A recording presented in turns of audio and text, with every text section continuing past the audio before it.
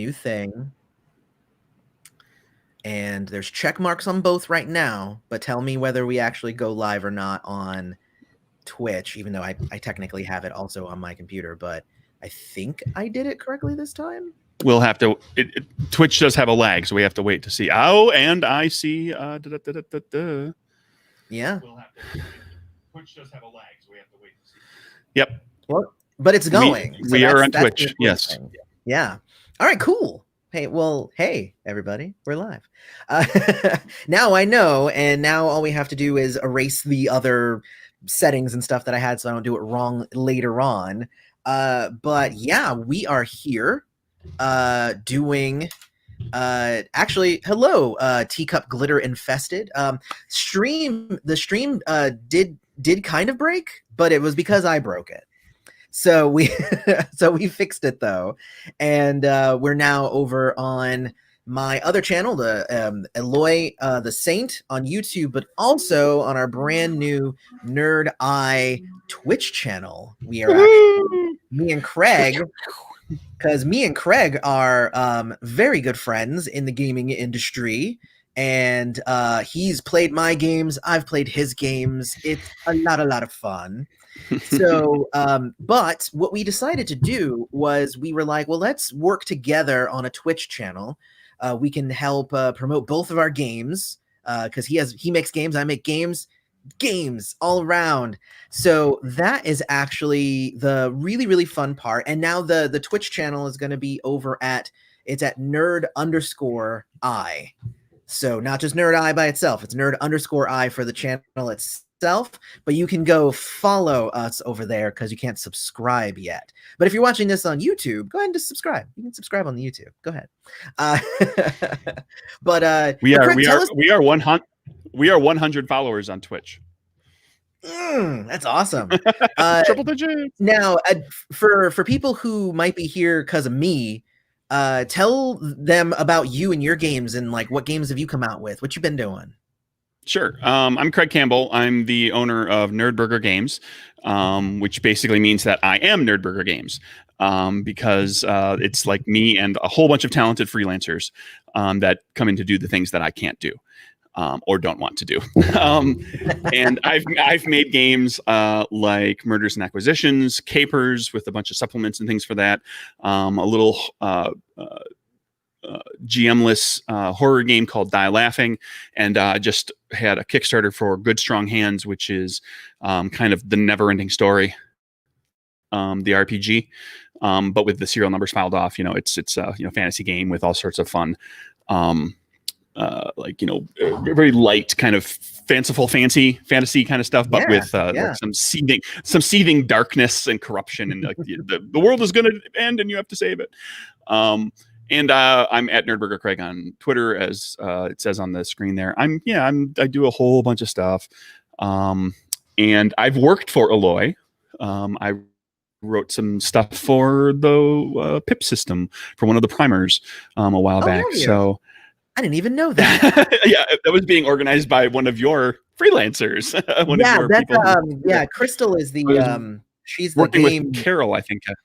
Crystal, yeah. Right, Crystal. I was gonna say Crystal's the game line developer for that. So essentially, I started it going, and then I said, "Do your thing, Crystal." So she's done a ton of stuff, and I didn't even know about it. So yeah, she hired me. Hired. Great choice. for fans of mine that are watching this live or on YouTube later, Eloy, who are you? What do you do? What did you make? Oh, wow. I have actually been making games for, I guess I'm going on 12 years now. It was 12 years this month, actually, is when I released my very first game in 2008. Oh, God, I feel so old. But no, my very first game was called Apocalypse Prevention, Inc. I came out with Ninja Crusade after that. After that was Part-Time Gods. That's the big one. That's my big one. And oh man, it's making games is great. And I've made a bunch of other games. I make the PIP system, obviously, and we use that for Mermaid Adventures, Infestation. A Kid's Guide to Monster Hunting is coming out soon. I've also written Sins of the Father, and I've worked on a bunch of other people's games. But what I've been wanting to do more recently is get more into doing more online gaming. And that's why when I posted about that, Craig was like, "Oh, well, we should do it together. Let's do that together." And I'm like, "Oh, that sounds good. It means I don't have to like do everything because I used to have a podcast, and there's a reason why I no longer have a podcast, because when you're one person and you're dealing with scheduling and editing and recording and making sure everything happens, and like, and on top of that, doing your own game company, it's a lot. So Yeah. and I'm actually going to be putting those up on my YouTube channel pretty soon here, because I have those old recordings, but they're just sitting on my hard drive. You can't get them anymore because that website went away a long time ago. But they're like way out, like they're like dated. You know, it's like, you know, I'm talking about like, I've been in the gaming industry for about 2 years now, and it's like, oh my God. You know, but they're fun. They're fun to listen to. So I think it's going to be fun to put them up there. So Aloy, what is this this channel going to be about? What are we going to do? Let's play this like an interview. We'll just trade interview questions. Yeah, let's do that. So as far as I know, this channel is going to be where me and you will occasionally jump on here and have fun chats. We can bring in guests and we can do interviews. We can do whatever we want because we can, and we said so.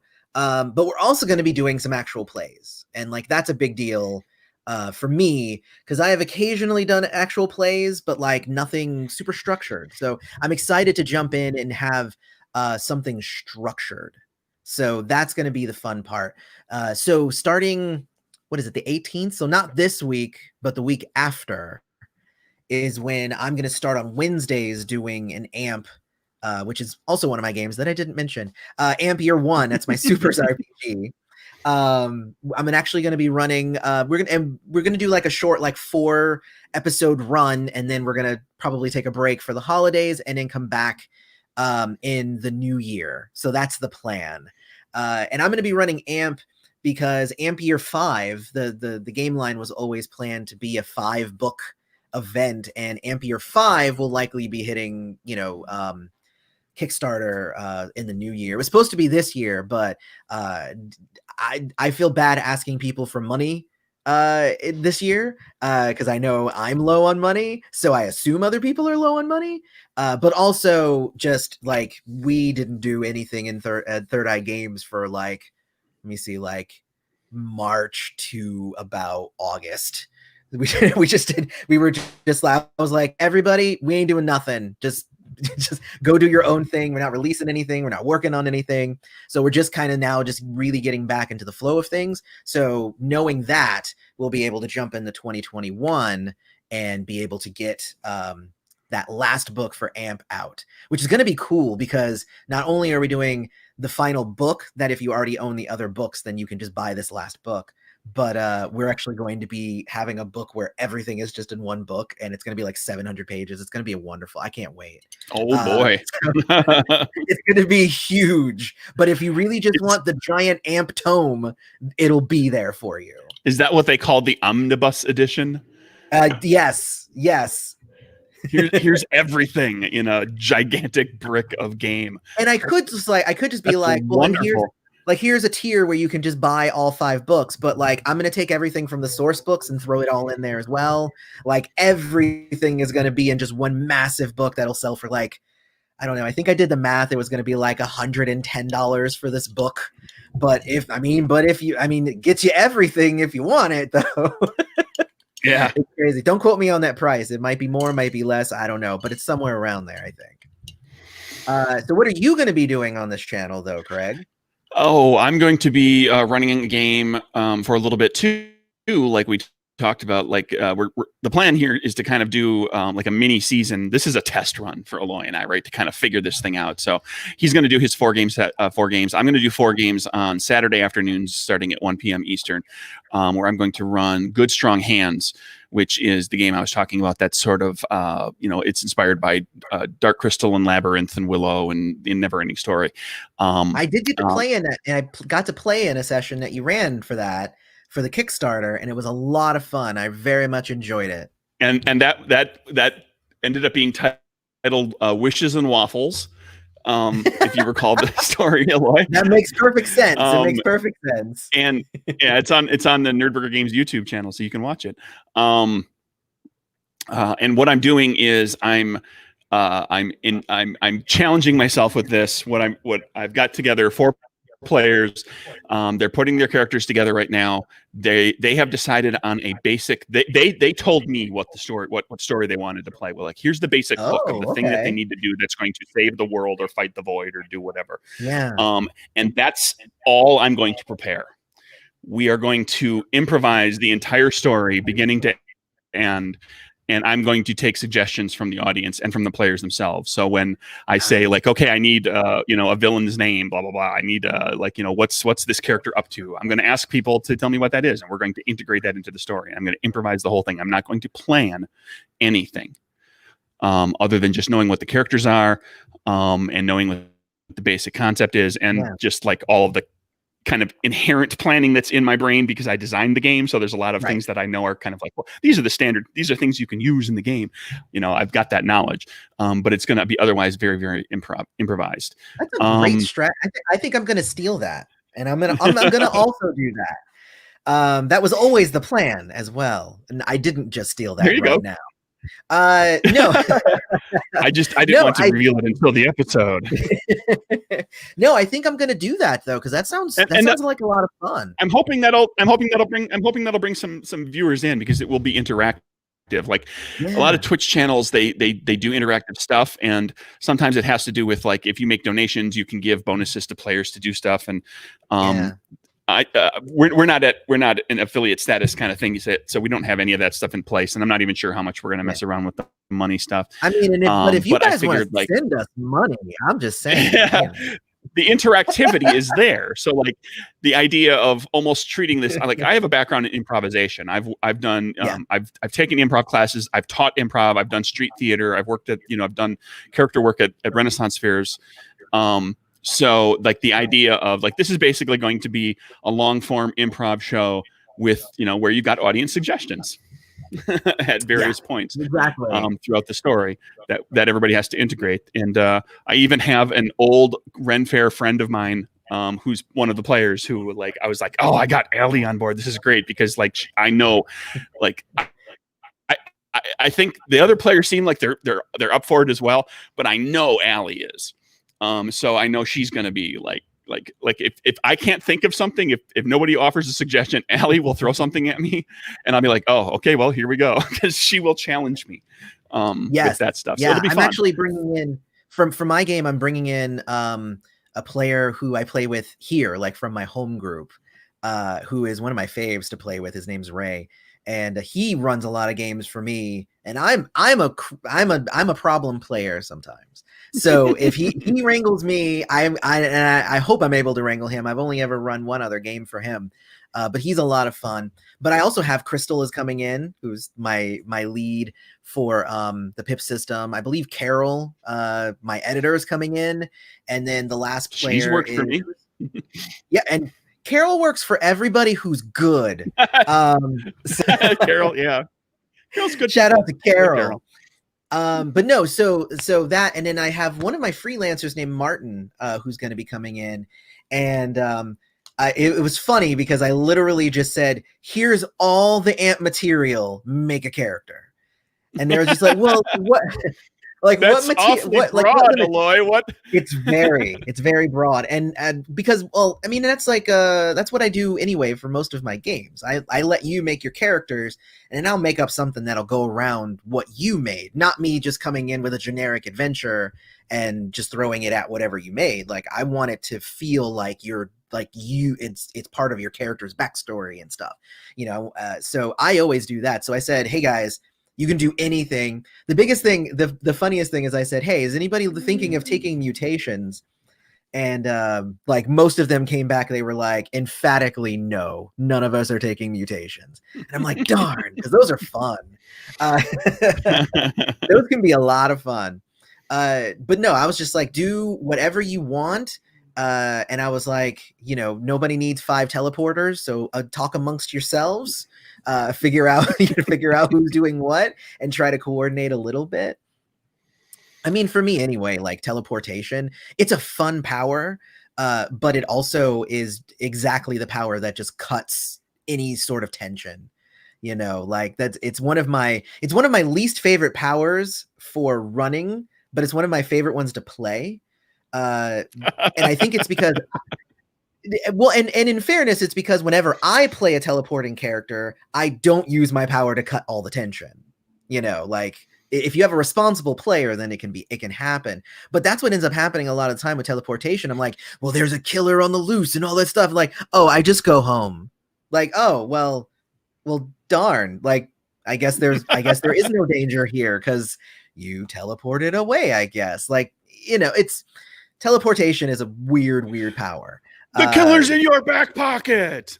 Yeah, exactly. And now he knows where you live. Now he does because you teleported home.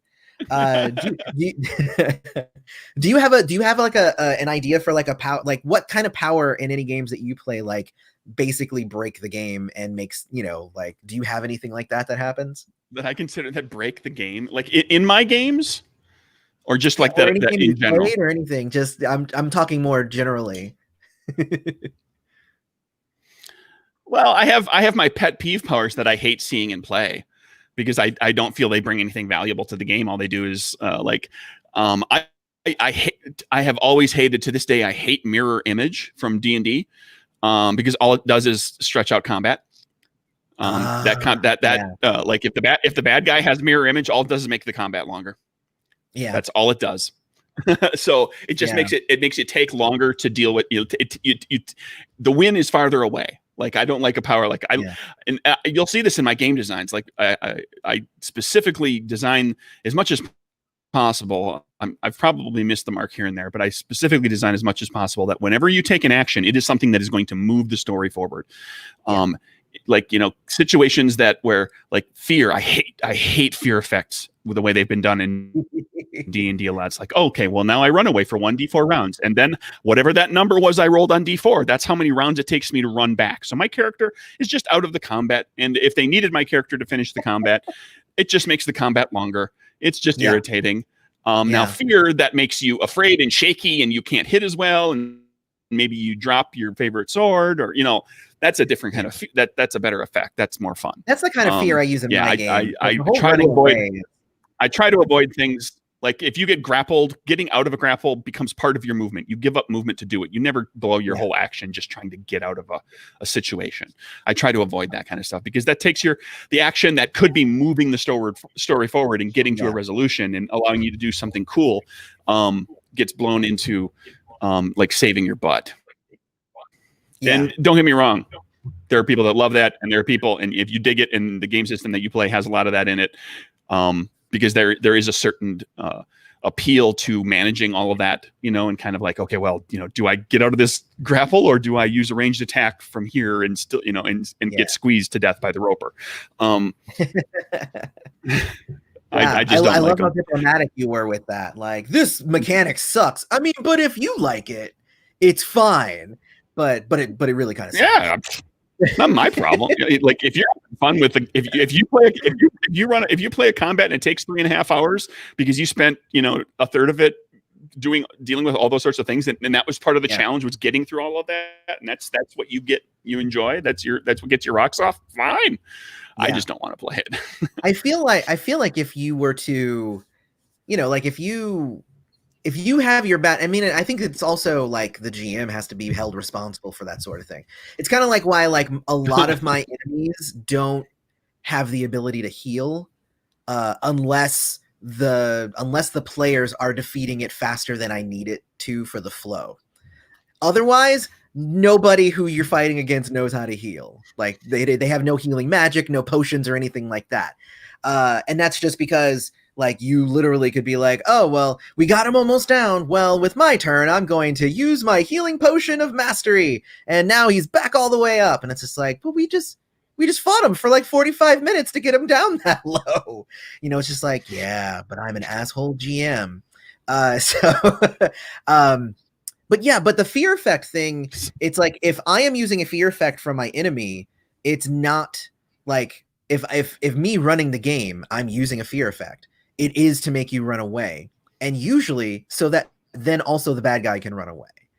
It's never just so that I can just make you cower and run away and then I can fight you as you run. Like, no, like that's not realistic. Murder all your friends now that you're it doesn't make any sense. Like, yeah. So I don't know.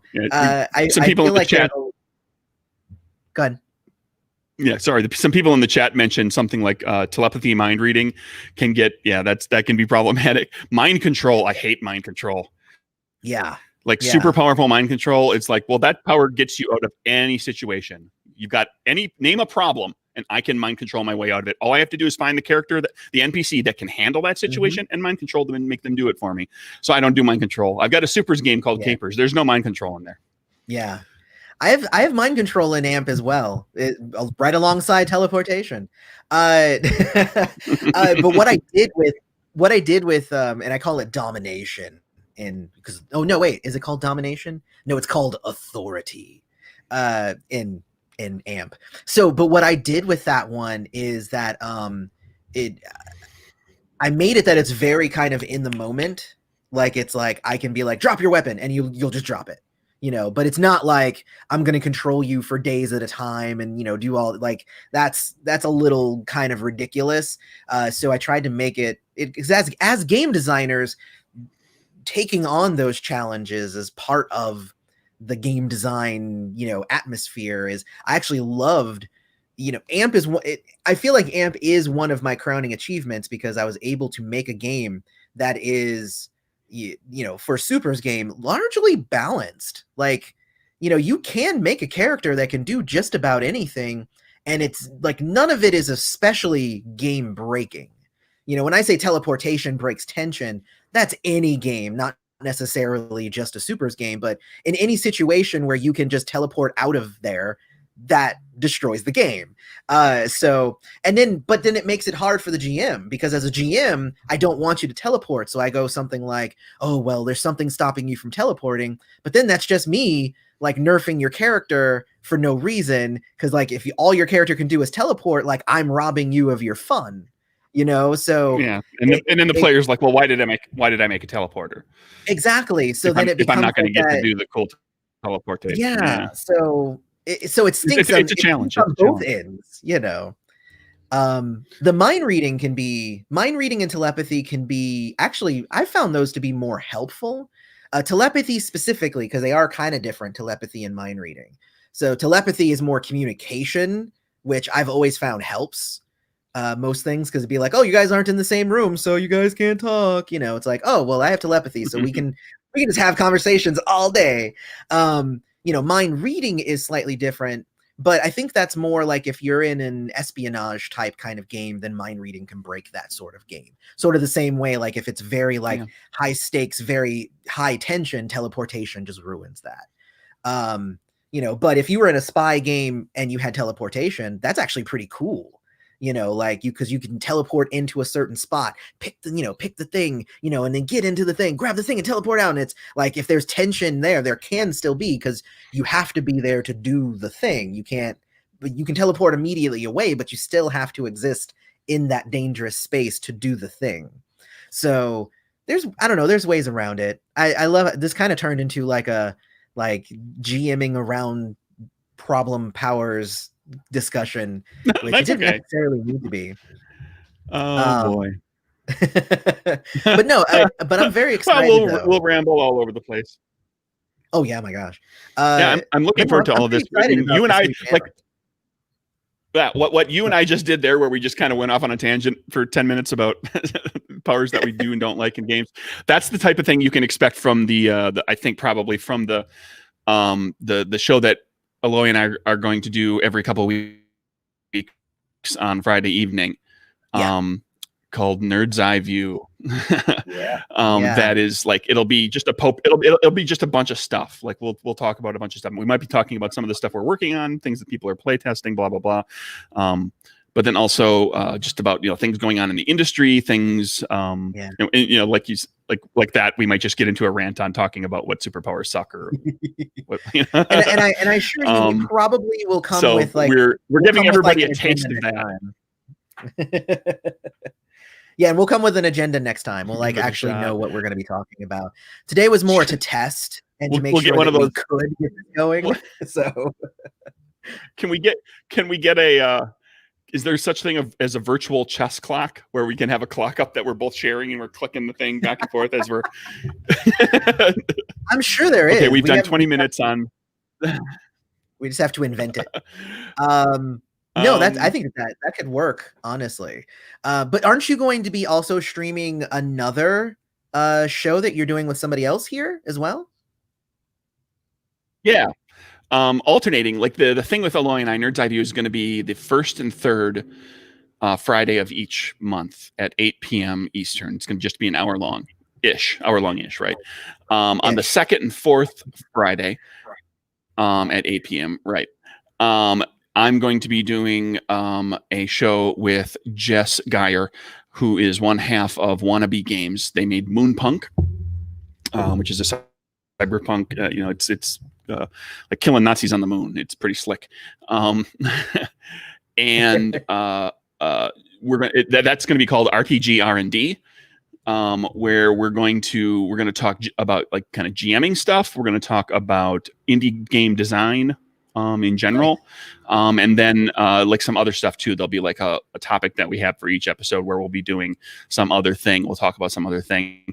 And we're going to have the plan is to have a guest, again, a game designer or someone adjacent to design. It might be an artist or somebody who works as a publisher, or it might be somebody who playtests games a lot, or that sort of thing, for each episode. And the plan right now, Jess and I are figuring out the first 8 episodes. We're going to talk in the GMing segment. We're going to talk about the basics of GMing. We're basically going to kind of because I see so often on Twitter and other social media, people talking about like they're getting ready to GM for the first time. And there's so much advice out there. You can go digging for it. But Jess and I are just going to put down and do 8 episodes of this segment. Is going to be, okay, from deciding that you're going to GM, what game are you going to GM, like what do you need to know kind of upfront to prepare yourself for, all the way to stuff like, how to, like just ideas and tips and thoughts on evocative descriptions and running interesting NPCs and dealing with problems at the table and everything. We're going to do like an 8 episode thing that's going to kind of take you through a whole bunch. And then after that, we'll just kind of jump all over the place. And that'll be cool. For different GMing topics. And then on Friday night with the help, of course, of the guests. Right. And then at Friday night on 9, I'll be doing a reaction to them to say whether they're right or not on their GM advice. So no, I'm just kidding. I'm not going to actually. There'll be a lot of caveats of like, this is just what I do. This is just what I think works. So that we don't get slammed too hard by Aloy.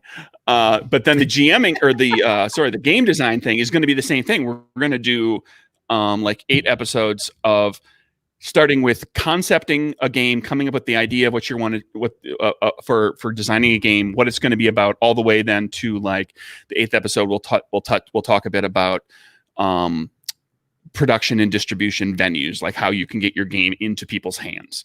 And like, these are going to be, 20-minute segments or whatever. So it's not certainly going to teach you how to make a game from top to bottom, but it'll give you an idea of like what there is involved. Yeah. And then after that 8 episode series, then we'll start jumping around and hitting on a whole bunch of different stuff. And we might, we'll probably throw polls up on, in some way, shape or form, and say like, okay, well, here's like, 4 topics. Like, what do you want? What topic do you want to see the most? We'll try to hit on things that people are particularly interested in, amongst the viewers. Like, do you really want to talk about like, okay, well, what does good play testing look like? How